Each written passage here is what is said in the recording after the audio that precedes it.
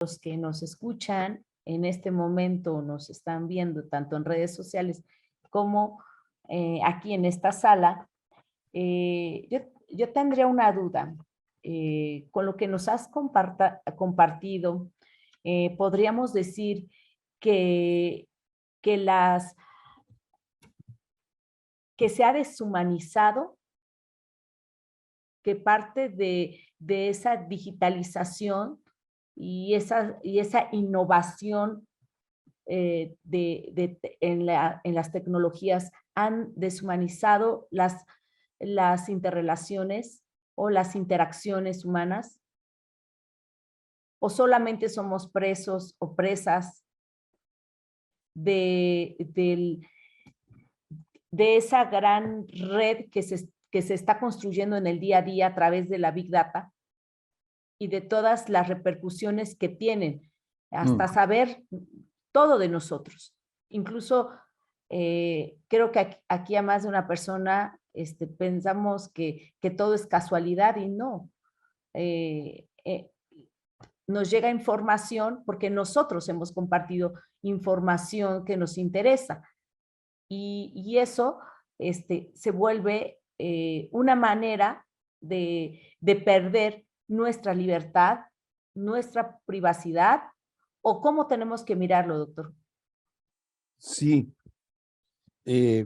justamente uno de las paradojas que se produce con esto de la red global cada vez más amplia y cada vez más innovadora y cada vez más atrayente. El gran elemento que se destaca es que hay un supuesto, que es que pareciera que nosotros somos libres, es decir, se nos muestra en un grado de tal naturaleza que pareciese como si estuviésemos desplegando toda nuestra libertad. Pero aquí está ocurriendo también algo paradójico, que a pesar de que estas tecnologías son llamadas tecnologías de la comunicación, estos procesos de comunicación están también causando una paradoja, que es que nos están transformando en seres individuales de forma radical. Y como podrás saber, o como todos sabemos, no somos realmente individuos, somos individuos sociedad. Y porque nuestra individualidad es hecha por la sociedad y la sociedad es hecha por nuestra individualidad. Como dice Edgar Morin, hay un bucle que se conforma entre el individuo y la sociedad, y por lo tanto es lo que nos define como especie humana. Entonces, pero esto depende del trato, del calor y del trato humano que nos caracteriza como especie. Es decir, nosotros vivimos del afecto, vivimos del calor humano, vivimos del abrazo, vivimos de nuestra convivencia. Y estos dispositivos están creando cada vez individuos aislados. A veces estamos en una reunión familiar y cada uno está sumergido en un dispositivo, y en vez de estar dialogando entre unos y otros, estamos dialogando con otros que no se encuentran en el mismo lugar. Entonces, en días pasados, incluso nos suele ocurrir. Tengo una anécdota. En días pasados, mi hijo menor, Juan David, estábamos todos allí reunidos en una reunión familiar, y entonces él dice, ¿y por qué no hacemos un grupo para la reunión de hoy y así nos comunicamos todos? Porque estábamos todos mirando el dispositivo celular en vez de estar dialogando y conversando. Tenía razón. Es decir, somos dominados por el aparato tecnológico hasta tal punto que a veces no lo podemos controlar. Entonces, esto afecta a qué cosa? Pues afecta el ejercicio de la libertad, porque a través de estos dispositivos recibimos una andanada de información en tal cantidad que no la podemos decodificar. es imposible que la decodifiquemos porque inclusive hay máquinas generando información que es enviada a través de las redes sociales. Entonces, estas máquinas a veces no las podemos detectar y a veces no podemos saber si estamos interactuando con una persona o con un robot. No lo podemos distinguir. Entonces, esto desde luego afecta nuestra propia naturaleza como seres sociables. Y la sociabilidad está transformándose hasta tal punto que estamos siendo manipulados no solamente por la voluntad de los agentes tecnológicos, sino que estamos siendo manipulados por máquinas que son controladas a su vez por los agentes tecnológicos. Entonces, es una situación a la que no podemos darle respuesta sino a través del calor humano, es decir, retomar nuestra acción como praxis humana, como praxis de calidez, como la praxis de nuestra interacción con el otro, sentirlo, abrazarlo y poder decirle cara a cara todos nuestros sentimientos y emociones. En cambio de eso, estamos nosotros expresando todos nuestros sentimientos y todas nuestras emociones, y estos sentimientos y emociones están siendo ingresados a un banco de datos que es procesado y transformado en mercancía o transformado en estructura de dominio por parte de la Big Data. Es decir, nuestras opiniones, nuestros deseos, nuestra estructura sentimental y emocional está siendo también recibida porque la estamos enviando y es procesada por estos aparatos tecnológicos como un dato que sirve a los propósitos justamente de almacenamiento y procesamiento ulterior, quién sabe para qué. Todos sabemos que ese para qué es la manipulación para la obtención de beneficios. Estamos alimentando una estructura de mercado donde el sujeto humano es la mercancía, porque al mismo tiempo es mensaje y mensajero. Somos mensajeros de nuestros propios deseos y de nuestras propias emociones, pero al mismo tiempo somos transformados en mensaje que circula a través de las redes. Somos un bit que de alguna forma es procesado como un dato al cual nosotros no tenemos absolutamente nada que agregarle porque ya está enviándose todo.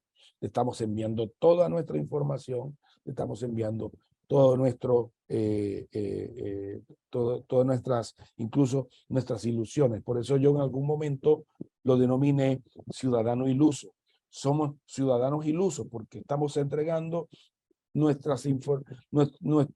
esencia humana, está siendo entregada a la estructura fundamental de la Big Data. Y esta estructura, a través de lo que se llama algoritmo, procesa nuestra información. Dice Byung-Chul Han que en algún momento no va a hacer falta ya la estadística, porque ya la Big Data va a procesar la totalidad de la información. Es decir, somos predecibles, cada vez somos predecibles. Por eso yo decía al final que las ideas de Alasdair MacIntyre sobre la impredicción humana, estas ideas de MacIntyre hay que reinterpretarlas a la luz de la sociedad digital, por cuanto hay que hacer una revisión de esta estructura de impredictibilidad. En la Big Data no somos impredecibles, y al anular nuestra impredictibilidad de acciones, está anulando nuestra condición humana. La condición humana es eliminada cuando se elimina el sentido de impredicción, el sentido de incertidumbre de la acción. Si hay algo que nos caracteriza es la incertidumbre de nuestra acción. Por lo tanto, si esta incertidumbre desaparece, desaparece nuestra condición como seres humanos. No sé si esto responde tu inquietud, Angélica. Sí, por supuesto. Y yo ahí te haría otra pregunta. Hay una pregunta de Laura Peralta, pero igual y tenga que ver con lo que te van a preguntar más adelante. Es, entonces, ¿cuál sería el papel que tendrían a la luz de esta digitalización las radios y en específico, bueno, los medios de comunicación en general y por supuesto las radios comunitarias? Claro, claro, las radios comunitarias, entre otras, juegan un papel fundamental en este proceso, porque las radios comunitarias vienen a significar una alternativa de materialidad humana, porque las radios comunitarias, por su radio de acción, ellas abarcan todo el territorio de la comunidad a la cual pertenecen o a la cual declaran enviar las ondas hertzianas. Es decir, la comunidad interactúa directamente, allí se expresa directamente el calor humano, la calidez humana es percibida en la radio comunitaria.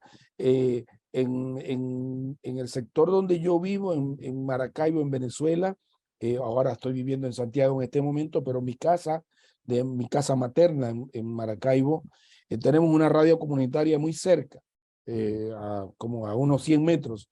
Y en esa radio comunitaria es un gran valor porque nos permite a nosotros comunicarnos entre todos y permite acercarnos unos a otros y retomar eso que perdemos en la red digital, lo podemos retomar en las redes de la radio comunitaria, porque las redes de la radio comunitaria no son digitales, son materiales. Las redes que se conforman de la radio comunitaria son redes que se basan en el calor humano. El señor Pedro y la señora María, que se encuentran en el vecindario, pueden ir a la radio comunitaria y expresar sus deseos, sus emociones, sus condiciones, resolver los conflictos interpersonales. En fin, todo el proceso humano se puede canalizar a través de la radio comunitaria. Y nuestras sociedades, que son sociedades que se caracterizan por la pobreza y la exclusión, las radios comunitarias juegan un papel fundamental para la educación ciudadana, la educación en valores, la educación para el trabajo, la educación para la economía. Si hay algo importante para la resolución de nuestros problemas es justamente el desarrollo de microeconomía. La microeconomía es la que va a salvar a nuestras sociedades de la pobreza. La microeconomía le da un valor a la convivencia porque es una economía que está revestida no por el comercio, sino por el calor humano. La microeconomía es la salvación de nuestras sociedades pobres.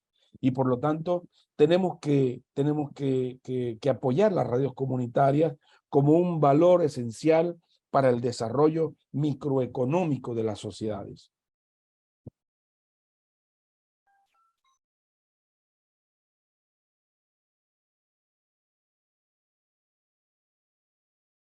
Hola, ¿me escuchas? Ya te escucho, no. te escucho. Sí. Bueno, a mí me parece muy interesante todo lo que nos has compartido y le voy a dar el uso de la palabra a Laura Peralta, que está en sala y quiere hacerte una pregunta. Adelante, Laura.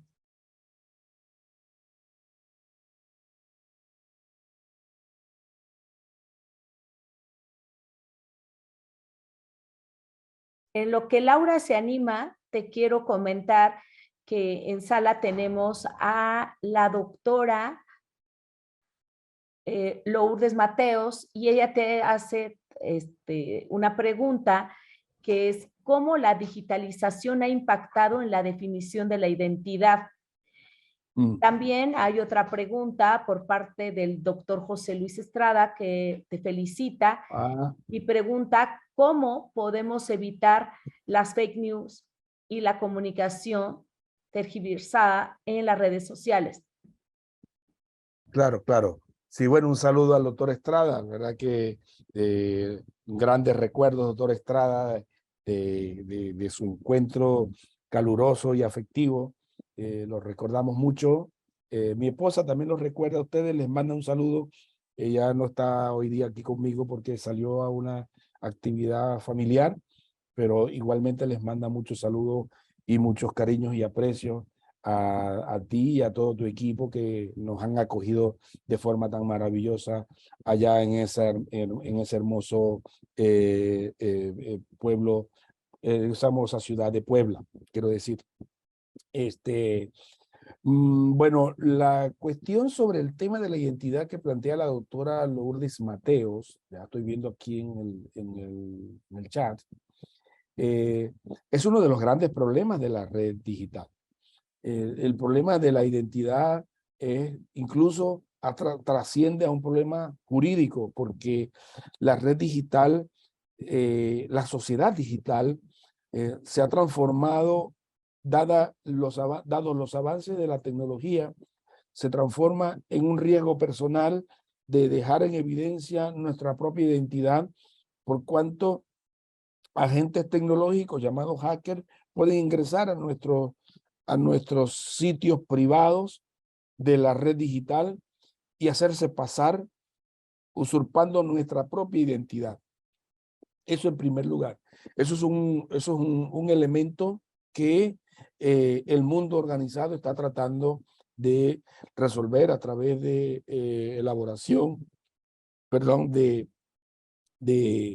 de proyectos de leyes internacionales para darle un tratamiento jurídico al tema de la usurpación de la identidad producto de la red digital. Pero también a través de otro problema que viene aparejado con la sociedad digital, que es el engaño que puede sufrirse por vía contraria, es decir, el creer nosotros como internautas o como ciudadanos digitales, interactuar en un escenario digital con otro internauta, un supuesto ciudadano digital que no es sino un robot. Entonces, ¿cómo queda allí desde el punto de vista jurídico si nos comprometemos desde el punto de vista contractual con un robot y no con una persona? Porque allí estamos también tratando un problema de lo que se llaman los elementos del contrato, ¿no? Los sujetos están siendo tergiversados al mismo tiempo que se usurpan las identidades. Entonces, la identidad realmente, doctora Mateos, es un gran problema para la sociedad digital desde el punto de vista jurídico, pero también desde el punto de vista político y desde el punto de vista ético.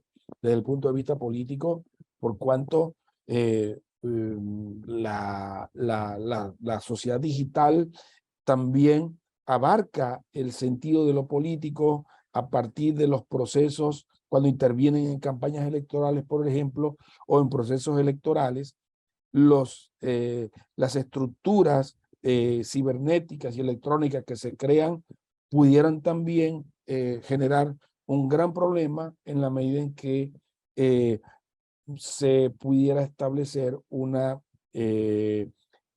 transgresión de la propia identidad. Es decir, votando por terceras personas o inventando terceras personas para su proceso de votación cuando los patrones electorales no son bien controlados. Y de eso hay mucha tela que cortar, muchos procesos electorales en los que se han generado dudas de este tipo, en Venezuela, en Colombia, en Argentina, en Brasil, en Chile, etc. Entonces, el tema de la identidad, de la definición de la identidad, nuestra identidad es una identidad humana, es una identidad humana, pero en la red digital nos transformamos en una identidad digital. Somos asimilados, como dije en la ponencia, al bit. Somos tratados como bit. Entonces nuestra identidad se transforma en un bit. Nuestra identidad se transforma en mensaje y nos transformamos nosotros en mensajeros de nuestra propia identidad como mensaje. Por lo tanto, genera allí una paradoja desde el punto de vista identitario, pero que a la Big Data no le interesa, no le importa. Lo que más le importa es que el mensaje nuestro les llegue y ellos lo procesan y nos lo reenvían rearticulado como mercancía que consumimos sin más. Entonces, ese es otro tema de la sociedad digital en cuanto a al proceso identitario. No sé si le doy respuesta con esto a la doctora Mateos. No tengo la respuesta precisa al tema de la identidad, pero es lo que pienso, son mis ideas sobre la identidad. Habría que revisar los cuerpos legales internacionales que están surgiendo y los que nacionalmente también están surgiendo y analizarlos, digamos, desde el punto de vista de la hermenéutica jurídica. Me preguntaba el doctor Estrada sobre el tema de las fake news. El tema de las fake news nos enfrentamos a ella cotidianamente. Nos enfrentamos cotidianamente. Que por cierto, la radio comunitaria se constituye en un factor fundamental para la lucha contra las fake news. Las radios comunitarias sirven ellas mismas para desvirtuar los falsos positivos cuando se generan en los entornos locales. Lo difícil es cuando la fake news proviene de distancias remotas y allí entonces tenemos que valernos de nuestra experiencia indagatoria, nuestra experiencia heurística para corroborar, constatar siempre la información que recibimos. Una estrategia que consiste digamos, una estrategia para desvirtuar las fake news consiste en la corroboración de la información. Constatemos antes de reenviar información. Es una forma muy recurrida como solución a las fake news.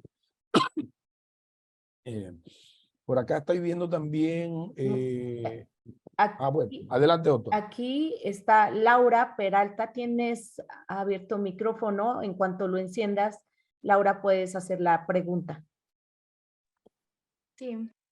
Buenas tardes, soy Laura Peralta, de prensa por parte de la Facultad de Comunicación. Y la pregunta es, con las nuevas tecnologías, ¿cuál cree que sea el futuro de la comunicación? ¿Cuál creo que sé que es, perdón? ¿Cuál cree que sea el futuro de la comunicación? Bueno, ya lo dije, el futuro de la comunicación en cuanto tal, es decir, hay que ver la comunicación en un doble sentido, ¿no? Según entiendo de la pregunta, hay un sentido, pero hay otro sentido que se puede ver de la comunicación. La comunicación, como dije yo en la ponencia, es parte de nuestra naturaleza humana. Somos seres comunicativos, pero la comunicación como objeto que circula es otro sentido. Y cuando vemos la comunicación como objeto que circula, estamos viendo que el futuro desde esta perspectiva de la comunicación depende de lo que nosotros, del tratamiento que nosotros le demos a ese proceso de intercambio a través de la comunicación. Porque si nos servimos de la comunicación para fortalecer las relaciones humanas a través de la sociedad digital, entonces la comunicación saldrá rejuvenecida de este proceso, pero, o renovada. Pero si la comunicación la empleamos en sentido adverso, es decir, en un sentido de manipulación, entonces vamos a ir conformando una estructura de base comunicativa que es adversa a los procesos sociales. y por lo tanto tenemos que darle una mirada muy acuciosa a estos procesos de comunicación que, como decía en la respuesta al doctor Estrada, tenemos que corroborar y constatar todo cuanto nosotros recibimos como información para poderla transformar en comunicación.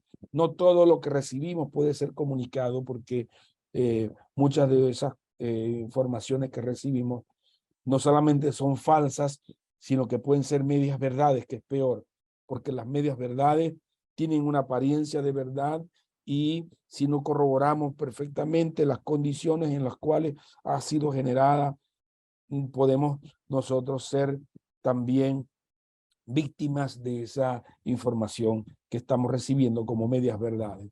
La comunicación sirve para unificar al ser humano, pero también está demostrado que sirve para manipularlo, para desagregarlo, para dislocarlo. Y bueno, la experiencia que como humanidad hemos tenido es que la peor realidad que vive la humanidad en los procesos de comunicación es en tiempos de violencia y de guerra. La principal víctima en los conflictos bélicos es justamente la verdad, es decir, la comunicación en cuanto tal. Por lo tanto, ya que es nuestro elemento constitutivo, debemos siempre mantener nuestra mirada puesta en la idea de preservarnos como sociedad humana, es decir, como seres comunicativos. No sé si esto te satisface la respuesta, doctora Peralta. Muchas gracias. Y ahora nos gustaría, bueno, hacer entrega virtual de tu reconocimiento, de tu constancia del Tercer Congreso Nacional de Radios Comunitarias y Expresiones Latinoamericanas y del Caribe 2022, la Facultad de Ciencias de la Comunicación y el Consejo de Ciencia y Tecnología del Estado de Puebla otorgan la presente constancia al doctor José Vicente Villalobos Atúnez. Por haber participado como conferencista magistral del Tercer Congreso Nacional de Radios Comunitarias y Expresiones Latinoamericanas y del Caribe, llevado a cabo el 24, 25 y 26 de noviembre del 2022, firmado el día 26 de noviembre de 2022, por el director del Consejo de Ciencia y Tecnología, el doctor Covarrubias, y una servidora.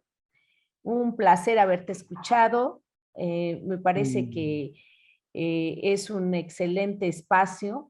El hecho de que no podamos estar en la presencialidad, haya este tipo de eventos virtuales, como lo que venías señalando, digitales, pero para unir a las radios comunitarias, para que haya una interrelación entre ellas y tener especialistas que puedan pues hacer sus comentarios, compartir sus experiencias, suele ser muy enriquecedor para todas y todos y todas los que estamos participando en este gran proyecto que esperemos se siga consolidando.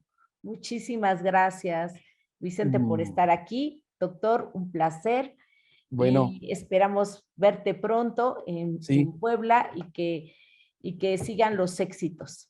Sí. Muchas gracias. Bueno, muchas gracias por el certificado, que es muy hermoso también, además, y gracias por la invitación.